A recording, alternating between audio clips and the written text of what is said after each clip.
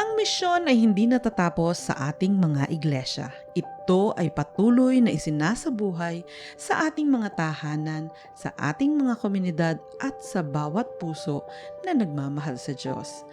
Ngayon, tinatawag tayong lahat na makiisa sa isang dakilang adhikain. Building Up for Mission.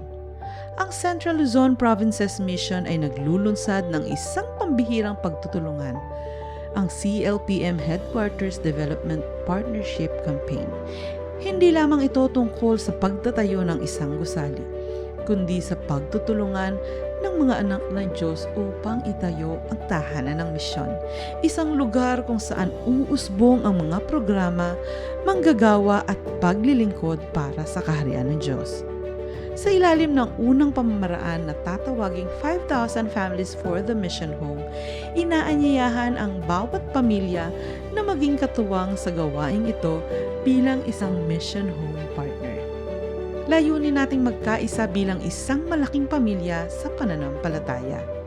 5,000 pamilya na magpapahayag ng pagsuporta sa pamamagitan ng 1,000 piso bawat buwan sa loob ng isang taon. Ang bawat pamilya ay maaaring makibahagi sa iba't ibang paraan.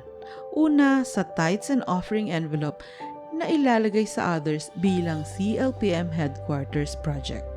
Sa bank deposit o CLPM online giving, at ikatlo sa payroll deduction para sa mga CLPM workers na nais ding maging kabahagi sa programang ito. Ang mahalaga ay sama-samang paglahok dahil sa Diyos, bawat pamilya ay mahalaga.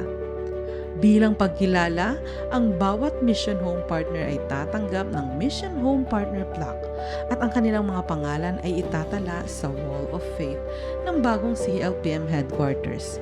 Ang mga iglesyang magpapakita ng lubos na pakikibahagi ay kikilalanin bilang Faith Builder Churches.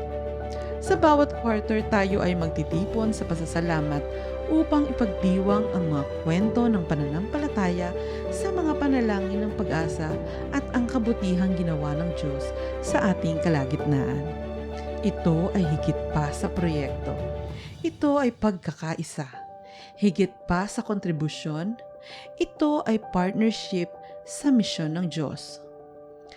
Building up for mission, every family a builder.